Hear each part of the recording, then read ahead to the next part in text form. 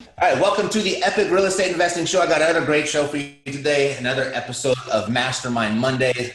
I saved these three. I wanted to get them all on the show together. I have great admiration for these three people. I'm going to introduce you to them in just a second. But, when I first started getting in the education and the training business, there was all types of options out there. And a lot of them the people were old and they had these antiquated ways of thinking, and they hadn't invested since the 70s or the 80s. And, I just really gravitated to those that were actually practitioners. And that's why I really have a whole lot of respect. And just, flat out, I'll just say I got a whole bunch of love for these three because they practice what they preach, and they still do it today. They've built great education businesses. And I think their education businesses are so great because they're still hands-on to today. So I just want to bring them in to the show, introduce you to them, and just kind of see what's going on in their world, what's in the market, what they're doing today for best practices, what they see for the future, and how that's impacting their business. So without further ado, I will introduce you to Joe McCall, Mr. Sean Terry, and Mr. Cody Sperber. Welcome, guys. Hey, Matt. What's up? There they are.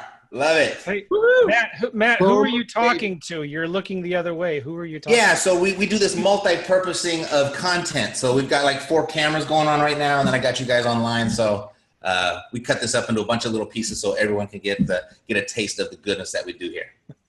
Boom. All right, so let's just kind of go around the table and introduce yourself, what market you're in, and then a little bit about your current real estate investing business. Joe, why don't you lead us off? Well, hey, Matt. Right now, we're actually wholesaling a lot of deals in Birmingham, Alabama, and Jackson, Mississippi. I live in St. Louis, Missouri. We're starting to do some lease options in San Diego as well, venturing into California because things are cooling down a little bit there. But I love virtual wholesaling. And I'm doing this with one of our students and one of my coaching business partners. We're doing 10 to 15 deals a month right now, and it's going really, really well. That's straight up old-fashioned cold calling. Nice. Yeah, a lot has changed since I talked to you last. So interesting. Yeah. We'll talk about it. Mr. Sean Terry. What's up? Sean Terry, Phoenix, Arizona. I am been in the wholesaling business for about 15 years. Currently went from a one-man show to build the team now. We're doing about $150,000 a week in wholesale fees right now in Phoenix. So we're crushing. Market's great. Started a podcast back in 2010, have a ton of listeners. Started to get an information space. So that's a blast. Education, teaching people, helping people. Just closed on a 128-unit student housing project in Columbus, Georgia. First, we did private placement, real estate syndication. So it's kind of all prospects real estate. Love it. Awesome.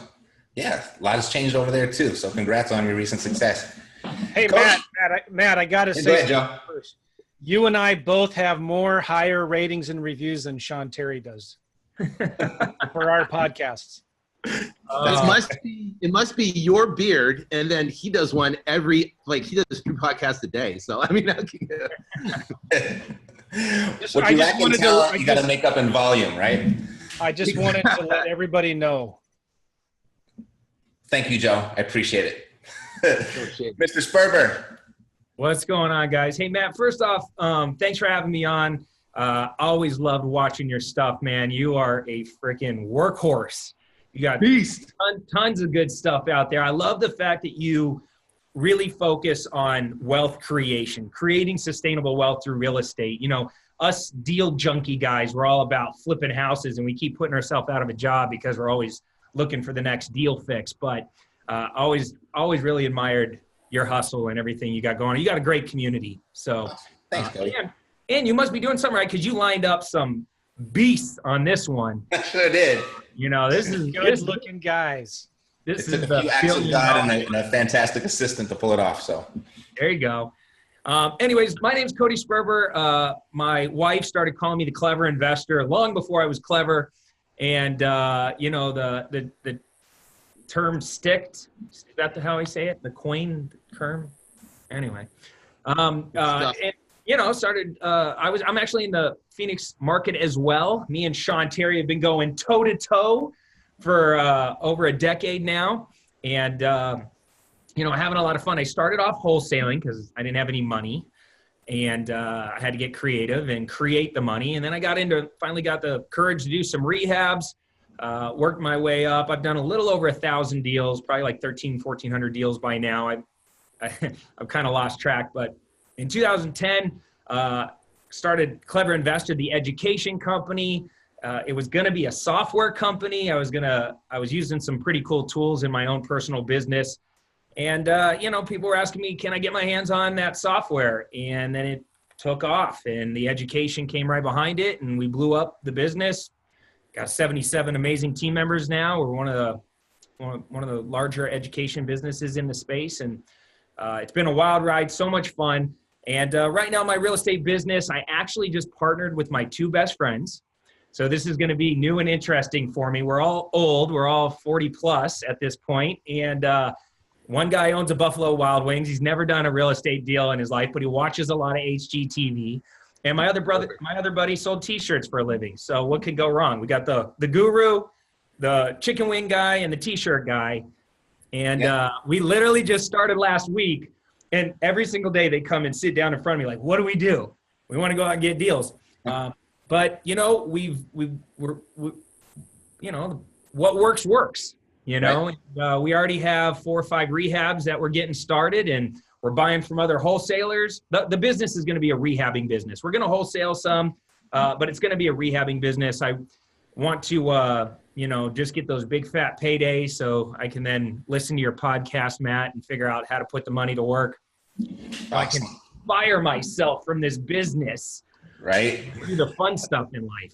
That's good. So I haven't talked to you guys in so long, and everyone's doing something a little different, got some new nuances. So I'm interested to dive deep into all of that. The most common question here on the show is, what's your best source of off-market deals at the moment? Cody, you want to take that one? Yeah, and I'm sure they're going to jump in on this, but there used to be riches in the niches, right?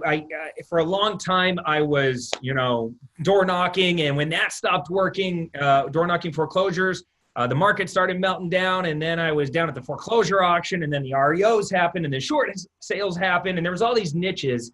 Mm-hmm. And lately, there hasn't really been these ability to go really wide and aggressive like we could when there was all this distressed property coming through. So what's working right now is just dialing for dollars. Honestly, you're probably going to hear that from everybody, but it's direct mail was killing it for a while. It still works. It's a consistent man's game. You got to really send a lot of mail pieces consistently to get that hockey stick kind of returns.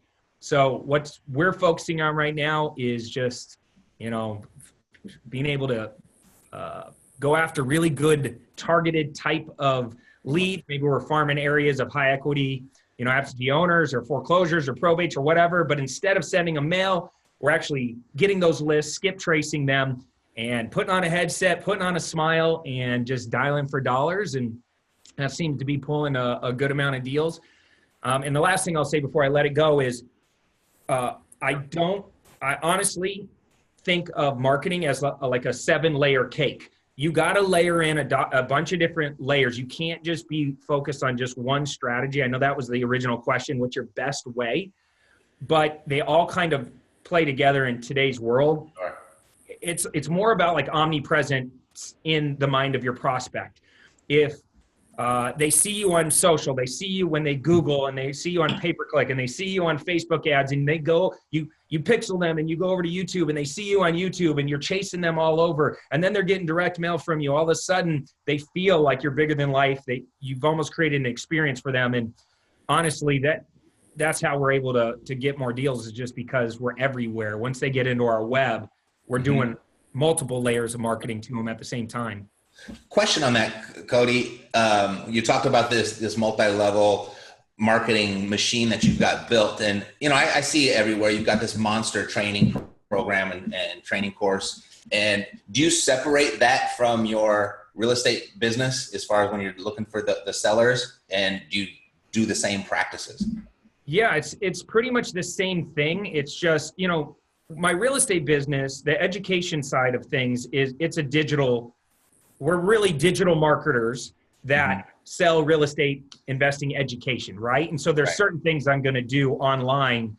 And with homeowners, it's a little different. I'm still doing the Facebook ads. I'm still retargeting them, chasing around on YouTube and all that stuff.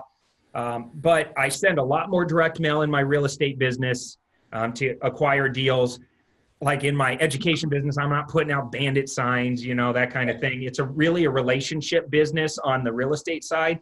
So I'm networking with lots of real estate agents, lots of wholesalers. Since I'm rehabbing, I'm kind of everybody's best friend because I'm a cash buyer or rehabbing. I can go out there really easily and tell people, hey, we got cash. We want to buy the deals before they hit the market, the pocket listings, the pre-listings, if I'm talking to agents. So there's some nuances and there's some similarities. I'm still working on search engine optimization. I'm still consistently posting on social for real estate leads. So it's close. It's not quite the same. Like I'm still building a funnel, right? You got to think of this business and marketing. Everybody focuses on the front end of the funnel, which is lead generation. I could hand you 10,000 homeowners right now that own houses. Maybe they want to sell, maybe they don't. I can drive them towards your website, or I can, get them to call you. But if you don't have a conversion process to put them through, conversion's the actual key to this business. The lead gen, the front end of the funnel is not that difficult. It's like a recipe, a formula. Sean Terry's one of the best lead gen guys out there, right? Joe McCall, he knows how to get VAs to do amazing things to generate all these leads. But the reality is the conversion part is, in my opinion, way more important because nowadays people need an experience.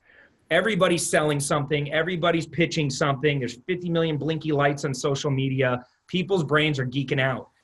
But if you can cut through that noise and create an experience for people, meet them where they are, and understand how to talk to them on a deeper level, almost like a doctor with a stethoscope. You got to listen to their soul a little bit more nowadays. And if you can cut through everything and get there, that's when you have a higher chance of getting the deal. That art of building rapport, that art of influence is very important. So didn't mean to go off tangent, but our main strategy is dialing for dollars, but we are layering it in with everything else. That's what makes it way more effective. Got it. That's awesome. Sean, what can you add to that? What's your best source of off-market deals at the moment?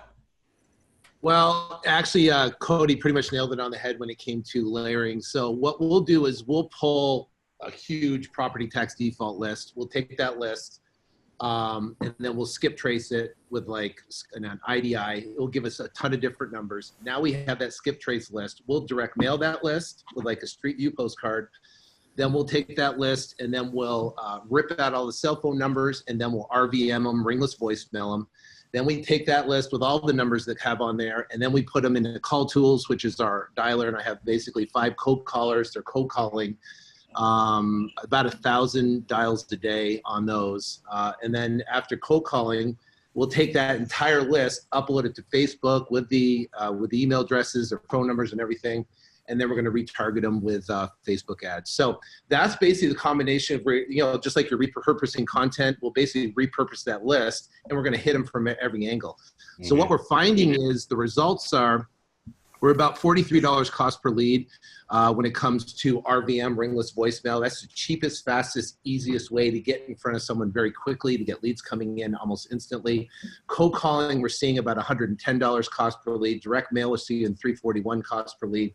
So when you combine all those on a blended cost per lead, we're driving our cost per lead down significantly lower. So once those leads come in, we basically have 3 lead managers. They're booking all the calls. We have 3 sales guys going out there, going on appointments, 20 appointments a week. And it is that process of creating that experience, and the conversion is incredibly important. We have iPad presentations, we have repair sheets on iPads, we DocuSign everything with sellers. So they're bringing in anywhere from 3 to 5 contracts a week, each individual sales guy. And then from there, we're just pumping them out and selling them quick. Awesome.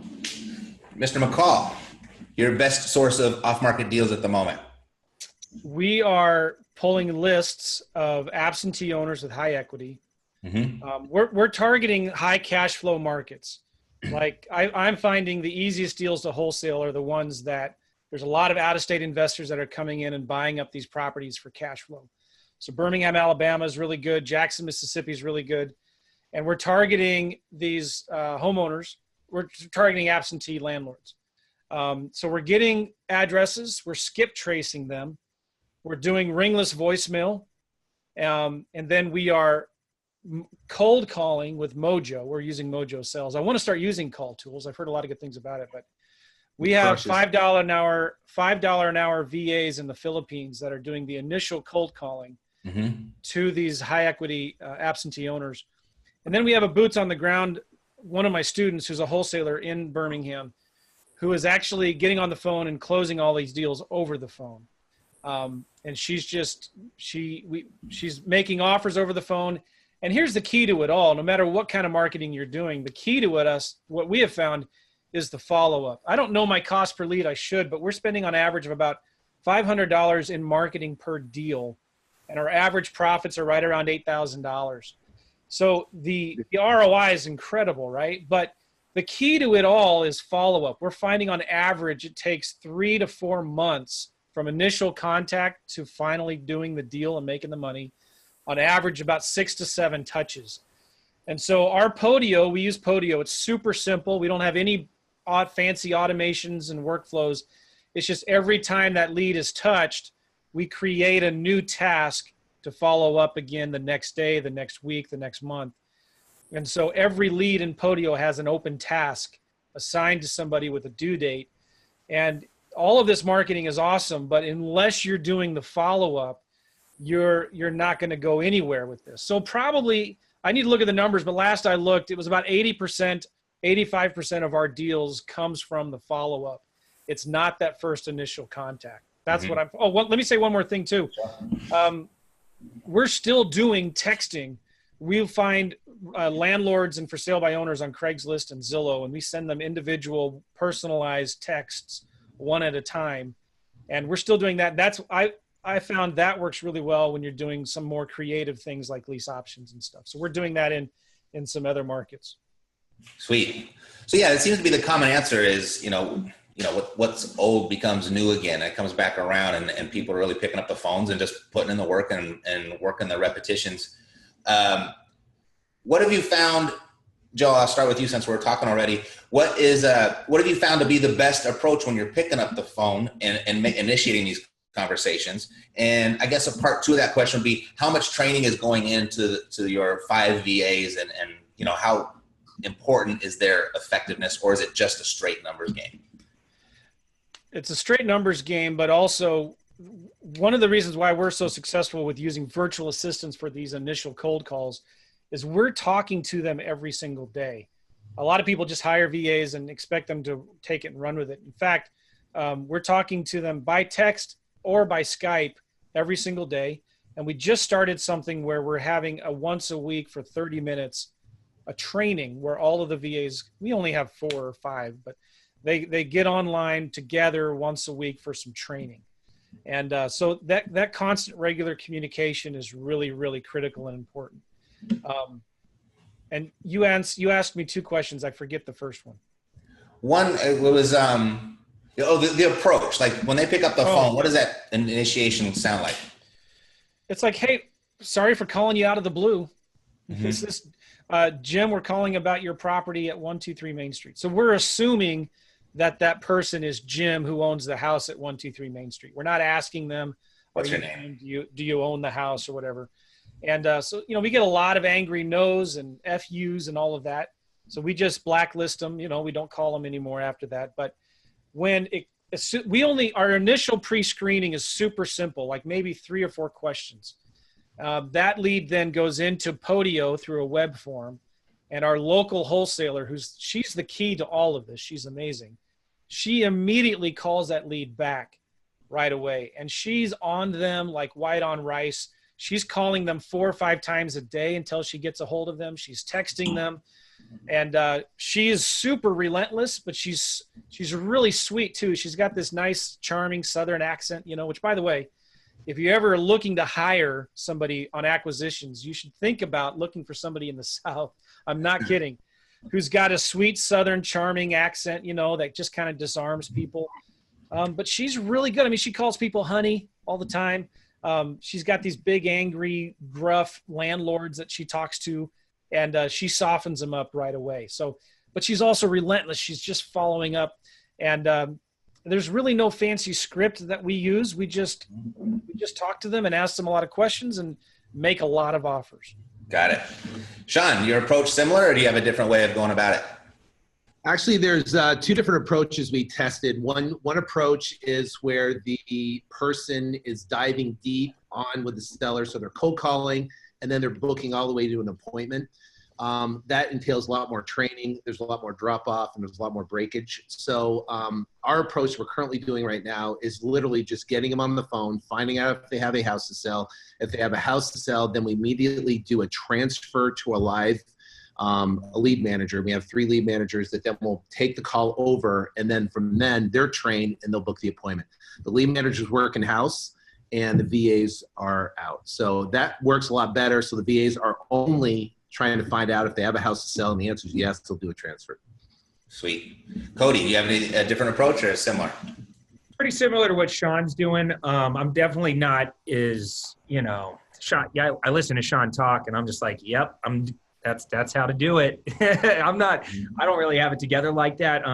To be honest, when we call, I've tested a lot of different things, and sometimes just something simple like, hey, listen, I'm not collecting the debt, and I'm not trying to sell you anything. I was in the area. I really like your house. I want to send you a big fat check if you want to sell. If not, I'll hang up. No hard feelings. Sorry about that. You know, but you got to do something to break that ice. And just one more piece of advice, just that we've learned along the way. Don't leave a voicemail if they don't answer. Just a little, you know, phone tip, just because I found that, you know, a lot of times I'll hang up, I'll call right back. I'll hang up, I'll call right back. And if 3 tries, they don't answer, I don't leave a voicemail, and I put them back, and we'll try calling them again. If I do leave them a voicemail, it's a really strong hook. Like, you know, something like, John, this is Cody. I got really, really great news. I really need to share it with you. You know, I have a big fat check. I want to send it your way. Listen, give me a holler back at 480-555, blah, blah, blah, blah. I'm not trying to sell you anything, but I really need to talk to you. Right. So it's kind of hypey like that. And I love that, Cody. One of the things we do is we'll say, hey, John, I got the contract right here for your house, ready to go. Call me back. I got to talk to you right now. Perfect. That you get a ton of people really mad, but it gets them to call you, which is the one that we do all the time here. They'll call and say, "Hey, my assistant has the contract ready to go out to you, but I'm not sure if she has the right address. I'd hate for this to end up in the wrong hands. So before she sends it out, give me a call." Right. So same type of thing. Sean, really what's your opinion on voicemail? Yeah, we actually do something very similar. We just, you know, we don't say we have a big fat check, but I do like that. I think I'm going to feel it. We do it, yeah, just similar. Like, we have some incredible, important information. Please give us a call ASAP. Sweet. I can tell you one thing, though, is that make sure you're changing your caller ID number literally every campaign you're doing, because the carriers will blacklist your caller ID and your leads will drop off the cliff, and you're wondering why. So make sure you rotate it through CallRail, pull those numbers out, and just rotate them out. So let me give you another huge tip. You break out your lists. You call them the first time at the morning. The next time you call that list, call them later in the day. And the next time, call them later in the day. So if you've got a VA that you should have like 3 VAs that work 9 to 12, 12 to 3, and 3 to 6, right? You need to be rotating your calls through those time zones, those time areas, because if somebody doesn't answer their phones in the mornings, they probably never answer the phones, but they may answer the phones in the evening. So you got to be rotating that list through those different hours. Does that make sense? Yeah, totally. Let me throw one more thing in. This is what happens when you mastermind. Right. All right. So best advice for somebody who's new that's trying to create a success habit of making these calls, just like set a time, even though maybe in the evening it's better. If you don't have a VA, call every day from like 9 to noon, and create a habit of calling every single day at 9 to noon. Even though you'll get a bigger response rate at night, at least you'll force yourself to do your lead gen for at least 3 hours a day. I see so many people, Joe or Sean, somebody said, you have to make offers, right? Like just make offers, right? I talk to students all the time and they've maybe spent a lot of money on education somewhere else. And then they finally somehow get into my world and they go, I've been trying this real estate thing for 6 months. I say, awesome. How many offers have you made? And they say, oh, I haven't made an offer yet. Mm-hmm. You're like, what? How is that possible? Like we got to get to work. Like you're writing an offer today. And when you start creating those, like just pick up the phone and I'm going to call every single day for 90 days straight. And I'm going to create that success habit. You'll get past all that fear, all those challenges. You'll be able to test all the best ways in your local market to get past all the objections. And at least in the beginning, don't kid yourself. If you're like, oh, I'll call later today, you're not going to call later today, right? Force yourself from 9 to noon. I don't set appointments in the morning times. I don't do anything else. Just call. All right. Very important. Then once you get good and you start hiring other people, then you could start, or you do VAs where it's not your time and then you can bounce around. But I know in the beginning, so many people will make every excuse under the sun. But if you create that habit, I'm telling you, it's a game changer. And right now, dialing for dollars is working. It won't work maybe next year. We don't know. Right? They keep moving the cheese. But right now that you've just heard it from 3 experts, it works, but you got to put in the work to make it work. Totally. You said something that, there's so much you can do and you can have these great habits and you can take this from lead generation to lead conversion and you get all the way to the end. If you don't write the offer, it was all for waste. Right? You'll never do the deal. I remember one of the videos that I've had that's got the most dislikes ever on my YouTube channel. It was how to do more deals. And it was a very short video. I just said, write more offers. And people didn't appreciate it. 3-second long video, write more offers. Write more offers. Yeah, it came from Stephen King. He says, how do you become a better writer? And he said, write more. And I was like, hey, there's some truth to that, right? Let me say something to this. Yeah. Because a lot of people listening to this, maybe you're just getting started. You don't have the time or the resources to go and learn some fancy auto dialing software, right? Like that's overwhelming to you. What Cody said is really good. You need to just make it a goal to talk to 5 sellers a day.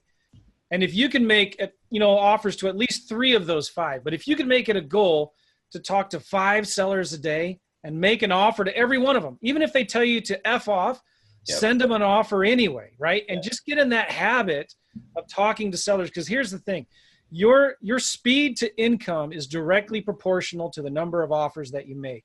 And if you want to make money in this business, you got to make a lot of offers. I think all 4 of us, when we coach our students, we give them scorecards. And the first thing that we ask them is, how many offers have you made in the last week? Yep. That's all that matters. Nothing else matters in this business. Yep. Yeah, if you're not doing deals and you're not writing offers, then you don't have the right to complain about anything else, in my opinion, right? Exactly. Totally. Just to put some numbers to it. So, for an expectation. So typically, with cold calling or ringless voicemail, it's more of disruptive marketing. Someone's going along on their day, they're doing whatever, and all of a sudden they get a call, and all of a sudden, boom. So the conversion rate on those, for what we're finding, is 1 in 39.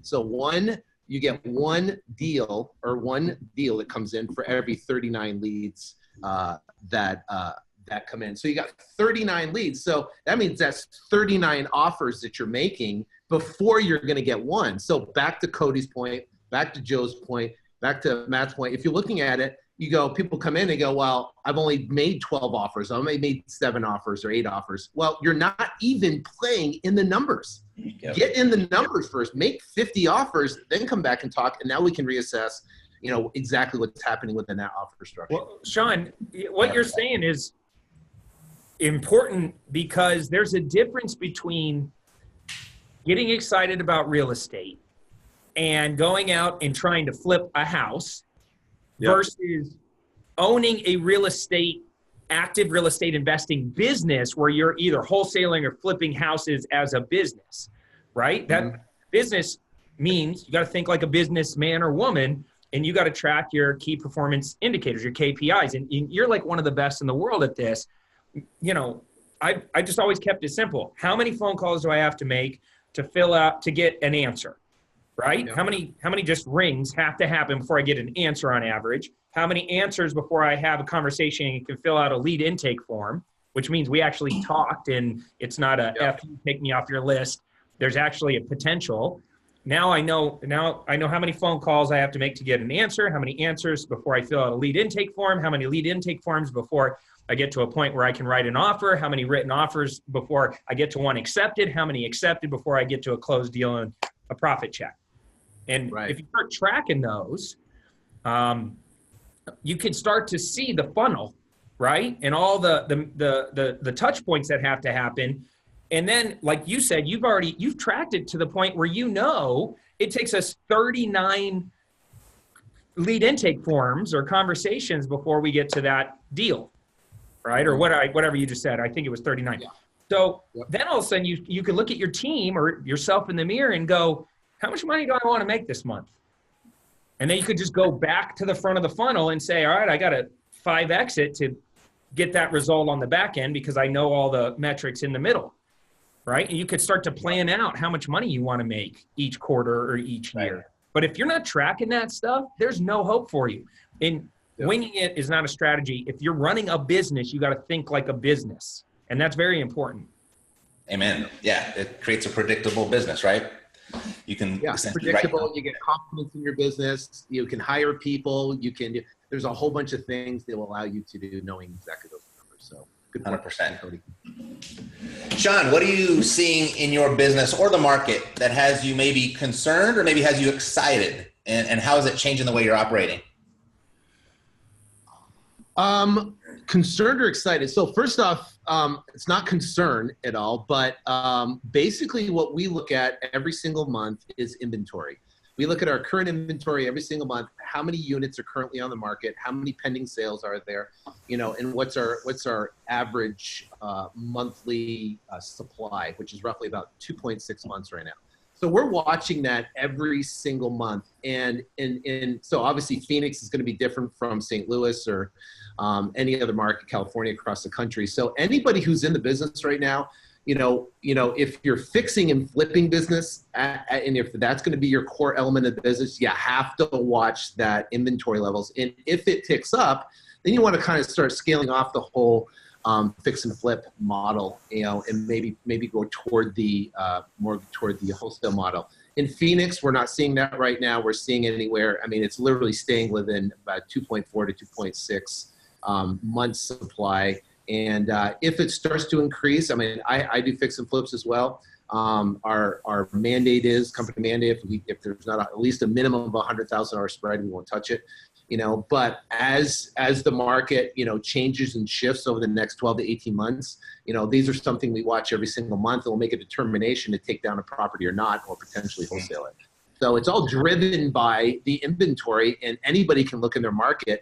And what I would highly suggest is look at your current inventory, look where you were a year ago, and look where you were back in 2005 and maybe in 2008, and that will give you a historical inventory level. And then, as prices, I can definitely see as wholesale prices, we are pushing prices upwards to 82 to 83% of the actual ARV, after repair value.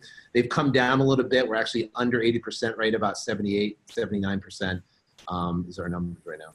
Got it. Is that what you're offering, Sean, or is that what you're selling them for? That's where our exit number is. Exit number of an actual true ARV is roughly 78, 79% right now. Unless it has just ridiculous amount of rehab, the place is completely trashed. So, got it. What's that threshold for you, Sean, as far as inventory? Maybe you said it, I might have missed it. But that threshold where you're going to okay, maybe we're going to pull back on the fix and flip model a little bit and kind of transition a little bit more on the quicker wholesale model. Yeah. So currently, I mean, just to give you the example, in basically July of 2005, there was 5,000 units on the market. The market was crazy. Everything was nuts, right?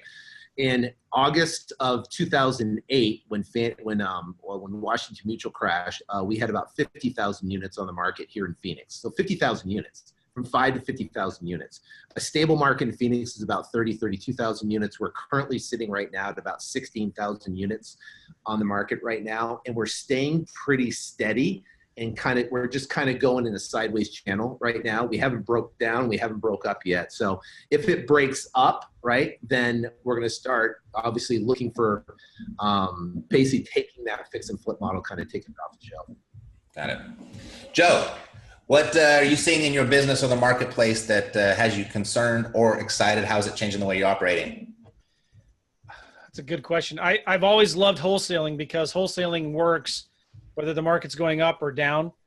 I bit my teeth into this business doing lease options in 2009 when everybody was running to the hills.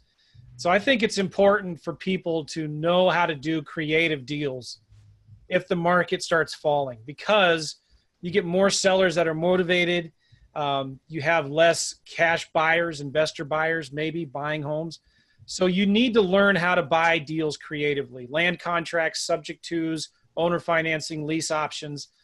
So I love wholesaling because no matter if the market, what direction it's going, I'm in and out really quick, right? I'm not taking ownership of anything. And even the same with lease options, you can flip or assign those lease options. You can still wholesale a land contract or a subject to or owner financing, right? So it's important to listen to podcasts. It's important to get educated and to stay in touch with what's going on in the industry. And because the cool thing about real estate too is that it's not like the stock market where it drops on a dime, right? The housing market always is much slower. And so you always have more time to kind of see the direction that it's going in. And that's why I love this business. So always, here's the thing too, I'll say this. I was just seeing this. I've been seeing this more and more on Facebook. I'm not very active in there, but I like to read and see what kind of questions people are asking. And I'm starting to see a lot more people talk about things like cash out refinance, right? I'm starting to see more people talk about, what does it matter if it cash flows? Just buy it because it's appreciating. Just cash out refinance. Like all that same stuff that we heard way back in 2006 and 7, you're starting to hear people talking about it again. And I'm just saying you got to be careful of that kind of stuff, right? Mm-hmm. Yeah, I just took my son to sports clips over the weekend. He likes to go there and watch the TV while he gets his haircut. And two of the barbers were actually talking about the house that they're flipping. And I was like, uh-oh, here we go again. Right? Well, Sean, tell your story real quick when you were getting a haircut back in 07 or something. Yeah, well, interestingly, same thing happened. A lady, she made $40,000 on a flip. And currently I owned at the time, and this was like early 2005, was 120 rentals, about $36 million worth at the time. And literally I went back to my partner at the time and said, we got to sell everything. So we unloaded all of our inventory, and I'll kind of relate it back. Unloaded all of our inventory in 2005 at the height of the market. So I was brilliant, right? I was like, I'm the man. I got rid of everything, had all this cash, millions of dollars coming in. It was insane. But that was my brilliant move. And then my stupid move was I had to deploy the cash into investments. So I put it into land, right? Into land. And I'm going to relate this back on when we're talking about the market and risk and what I did wrong and then what I would do different and what I am doing different today. But the bottom line is I put money in the land. We owned $30 million worth of land at the time, controlled about 580 lots. In Phoenix, we'd buy land, we'd assemble land, we'd entitle land, turning it basically into platted engineered lots, and we had them, sold to builders. Right during this crash happened, and all the builders backed out on it. And now we're stuck with this land and what to do, which got in a very, very tough situation. Never filed bankruptcy or anything like that. I had to negotiate with lenders, and it was about a 2 to 3 year miserable situation. To going through that process. So I came out the other side, right? And I said, okay, I'm going to basically start wholesaling. I wrote letters from my kitchen table just to start talking to sellers and making offers, start getting deals, and crawled out of that hole that I was in. I was not only in a mental hole, but I was in a financial hole, got out of that hole and went back and kind of looked at why did that happen? And what was the biggest mistake? So I talked to, I don't know how many countless people, anyway, being part of masterminds and groups and stuff like that. The bottom line is, if you want to protect yourself going in the future, You got to buy cash flow. That's the number one. And obviously, Matt, that's your mantra, right? You got to buy cash flow. You do not buy on speculation, right? You don't buy it and say, oh, it's going to go up and then I'm going to buy it, right? That's speculate. I did that one land. So the land had no cash flow. I bought it on speculation because I could do a forced appreciation on it with providing private engineered lots. And the third key component is long-term debt. If you have long-term debt on the properties, then you can suffice any market dips or market corrections. And I had short-term debt, I had no cash flow, and I was buying on appreciation. And that was the recipe for disaster. So going on in the future, if you're buying properties now, like we just closed on a 128, bed student housing project. That project, it cash flows from the start, $138,000 first year. We have long-term 10-year debt, 30-year amortization, 10-year debt on the property.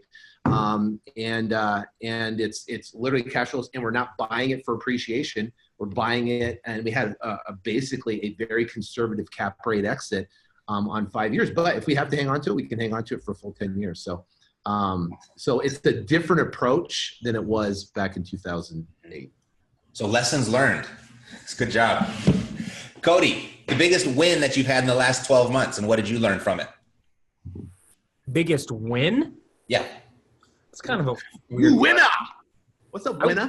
I win every day. That's all we do is win. No. I don't. You like Trump. To be honest with you, Matt, at this point in my career, I've been doing this for a long time now. And I mean, I made my first million at age 28, became a multimillionaire at age 30. I haven't made under $10 million a year. I'm not bragging, but it's just I've just scaled, And so financially, I don't think of it like money as a win anymore. My biggest win is probably the fact that I can, my kids are off school right now. I'm throwing them in a car. I'm taking them on vacation, and we're checking out, and I'm not stressed. That's my biggest win. I'm not worried about asking somebody for some time off. Mm-hmm. I'm just going. Unfortunately, where I'm taking them just flooded. I got pictures. I'm taking them to Puerto Penasco, Rocky Point for a couple of days, and then we're going to head over we're coming back, and then we're going to Cabo.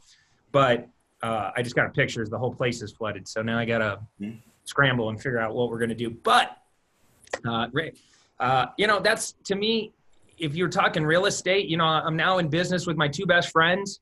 I think that's a major win. We're going to go flip some houses and have some fun. And, all right. It's bulletproof, dude. Yep. It's bulletproof. It's that one thing that is always going to be there. People are always going to need a place to live. So that's why I'm so passionate about it, is it's helped me create massive amounts of wealth. Then I went and taught other people how to create wealth. And that's a freaking rad story to tell. It's like, what better thing to do than serve people at a deep level like that, help them achieve their financial goals, and feel like a rock star in the process, and just be able to control your time. So I don't know if that answered your question. It's kind of hard. Yeah, let me rephrase it. As good as life is for you, and it's all panned out wonderfully, what is one thing, if you had to go back and do it differently, what would that one thing be? Oh, man. I think about that a lot. I think I would have probably just told myself to get more committed sooner, because I see this happen all the time with entrepreneurs. You see guys like Sean Terry or Joe McCall, and they're playing the game at a very high level, and they're on social media, and they're on 4 different social media channels. And then they're, doing big things with direct mail, and they're, doing podcasting, and they're got their real estate business, and, they got their big rental portfolios. They got all this stuff going on. So you sit there, and maybe you're not anywhere near that, and you're like, oh my God, I want to do that. Right. And so you do 10 different things at 10%. And you don't get any traction on any of them, right? And then 6 months goes by, and a year goes by, and you start running out of motivation, and you look back and you don't feel progress, and you're defeated, and you start abandoning ship on things. Oh, that doesn't work. Why? Maybe the market's not right for that. Well, the president's not the right president right now, so that's probably why that's not working. And you're making all these excuses. Prices are a pain in the ass, and it's depreciating. No, wait, now it's appreciating, and you're never going to get where you want to go. So if I could give myself any better advice, is Get committed to dominating whatever you're going to do. Don't dabble. Don't be average. Don't be a little bit in and try to do 10 things. Screw that. Go all in. Like, be a freaking obsessed, insane maniac and just conquer it like a savage, right? And then when you do that, that's when you can start to add the other pieces to it. You know, if you're going to be the best on the phones, be the freaking best. If you're going to dominate YouTube, and I think the thing I'm most excited about is YouTube right now. I think it's the future. I think right now, whoever owns YouTube, as far as in their niche, in their market, I'm seeing guys right now that are putting out a video a day on YouTube. They're relentlessly posting. They're driving all around the country doing collaborations with other influencers. They're doing whatever it takes to build their little brand on YouTube. And they're saying things like, if you want to partner with me, click the link in the description below or give me a call. And they're positioning themselves as a real estate expert, and they're raising private money from all these people that have lazy money, and they're coming to this person because they what happens on YouTube is unique. You see a video, you like what they have to say, you binge watch 40 more videos from them, right? And then now you fall in love, and that person gets put up on a pedestal like a rock star. So then when you finally get an opportunity to talk with them, you're like, wow, you're a real estate expert. I didn't even know. You want to partner? And they're like, I'm a dentist. I got 250 grand. It's like, okay, we're going to take your 250 grand. We're going to go buy 3 rentals together. And by the way, you can pay me 5 grand as a processing fee to be my partner. And I'm watching kids and people dominate their spaces, and they have 50 rentals, 100 rentals, 175. And I'm like, how the frick did you get so many rentals? Oh, by the way, they didn't use any of their own money. 100% of it came from somewhere else. And all they did was dominate YouTube. Mm-hmm. I just gave you my biggest secret that I'm focusing on right now. Nice. So I think the overall lesson though there is, and it's been a mantra around here for the last 24 months at least, because we've made this mistake. We've tried to go so wide so fast, but to go deep before going wide, conquer that before you add something to that layer, right? Yep. I like it. I couldn't agree more. Joe, what's the biggest? Go ahead, Sean. I just think Cody's one of the best at that. You know, it's funny because we both had I think it was 8,000 Instagram followers at the time. Cody goes to Tony Robbins' event. He's doing on social media. He's jumping around. Tony Robbins, right? And literally, I think something shifted in his brain when it came to his commitment level. And I think he chose Instagram as to be the thing. And I saw him go from 8,000 to literally 1.3 million in a record-setting time. He went all in. And I do absolutely think, you know, obviously whatever you put your mind to, whatever you're committed to, do with everything you got, and you'll be amazed at what happens on the other side. The problem with people I see that getting started, and I think we talked about earlier, is people come in with a half-assed commitment. They, partially committed, and then they're committed, and if they don't get the results, then they're not committed now. Then they want to change to something else, or they're, you know what I mean? So the question is, what's it going to take for you to get so committed for so long that you're going to do whatever it takes? And that's where the tenacity comes in. That's where the persistence comes in. That's where, if you're so committed and you have a long-term view and say, I'm going to do this for 5 years, then guess what? If you suck for the first 6 months, guess what? It's a 5-year game, man. It's a 5-year plan. Who cares if you suck for 6 months? Guess what? You will get it if you do it long and hard enough. Let's bring this home. What's the best book you've read in the last 12 months, and what'd you find most valuable about it? All right, this is my favorite new book, and I'm reading 4 books at one time. But the one that I geeked out on the most lately is Never Split the Difference by Chris Voss. If you want to go deep into negotiation and understand the theory behind positioning and influence and negotiation, that book is by far, I've read a lot of neuro-linguistic programming books and art of negotiating books.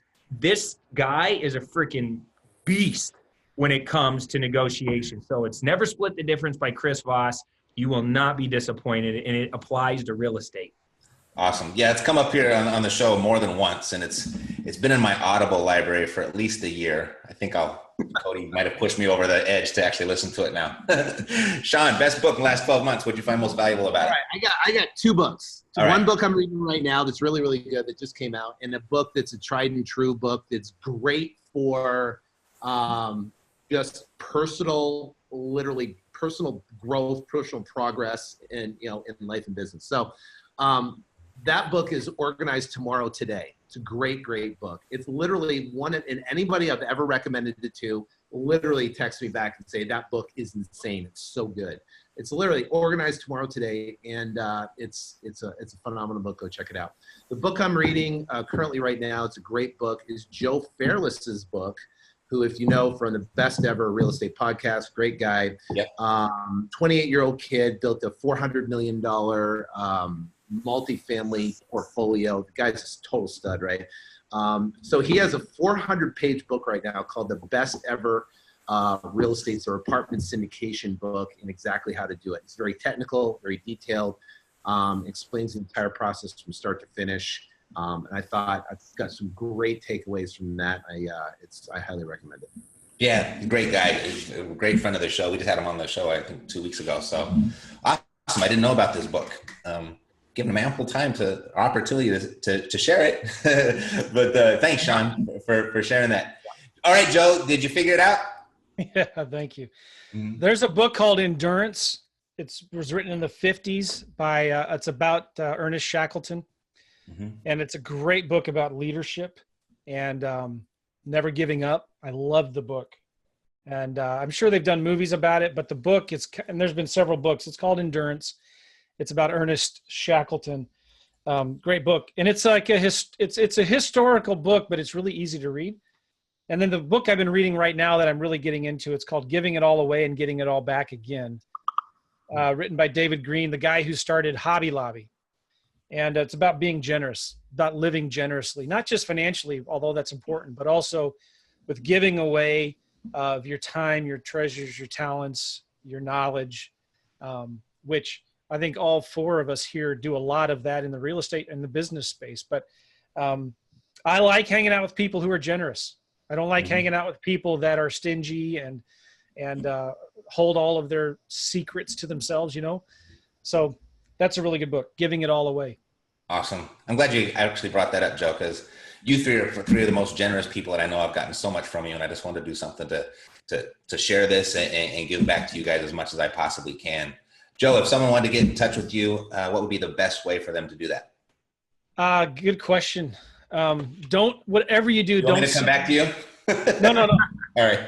Whatever you do, stop sending me Facebook messages.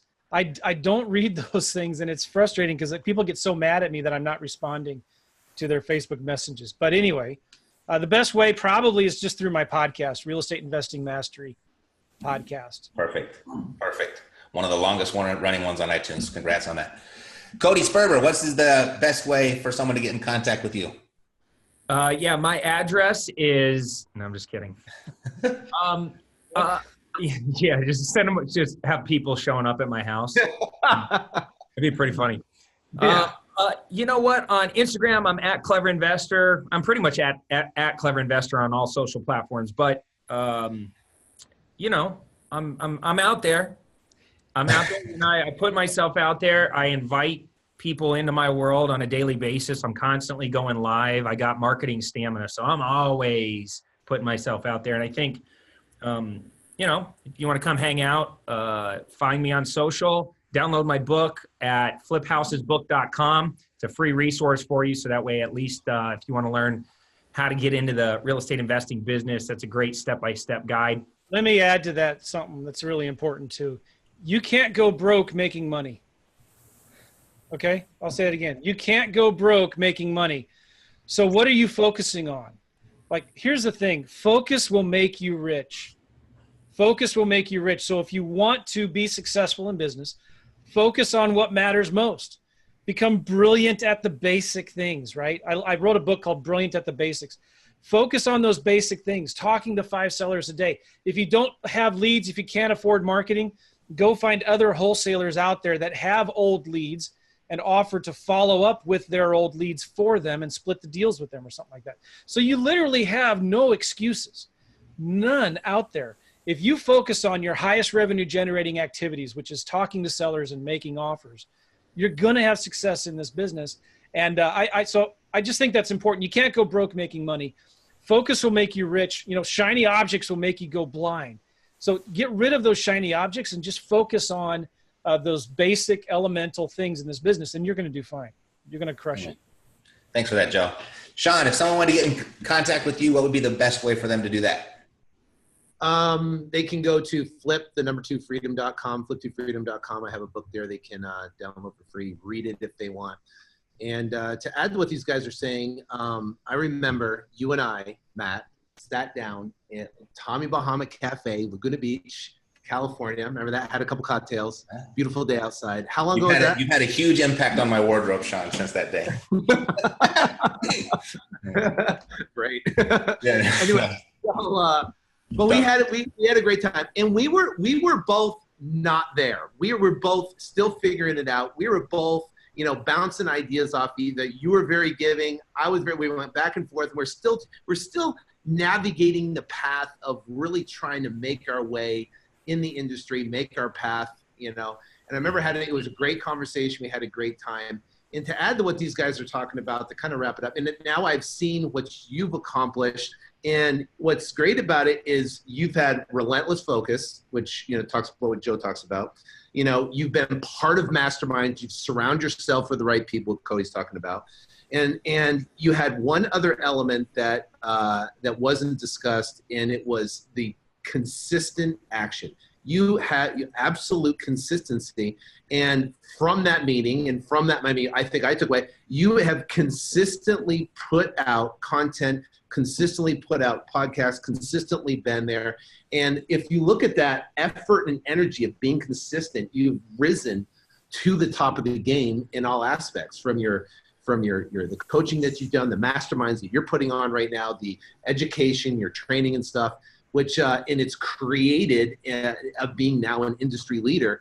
And it's done through all those different aspects and being consistent and putting your head down, staying focused, and surrounding yourself with the right people. So I commend you for doing that. You've done an incredible job. Thoroughly impressed with what you've accomplished. And I'm, yeah, Matt, do you know how much stuff I've stolen from you? I mean.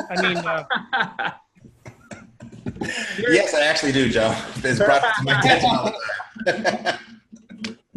No, but I don't steal it. I model it. Yes. But, I'm really grateful for you, Matt. You're such a great teacher. You lay things out super simple.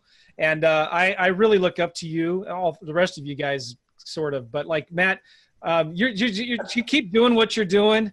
And I love your passion for simplifying things for the average investor. You know what I'm saying? I just want to say one thing. I wish I could grow a beard and part it just the way he does, with a little gray on the end like that. That nice accent he's got going on, right? That was awesome. Well, guys, I got like 17 more questions, so go ahead and block out the rest of the day. No. Let's wrap it up, and maybe we can do a part 2. All right? I'm open to that. Put that on the books for soon. All righty. So thanks so much, guys. Let's see. I had some closing comments here that I was going to read. Everybody, thanks for participating in this episode of Mastermind Monday. All righty. So we'll do it again. All right. So if you'd like to do deals, stay tuned here to the show. We're here 6 days a week now. You can see that nothing is held back. Everything that you need to do deals is right here on the show. If you'd like to go fast, check out one of our 3 guests today, or go to reiace.com, and we'll see you next week on another episode of Epic Real Estate Investing. Take care.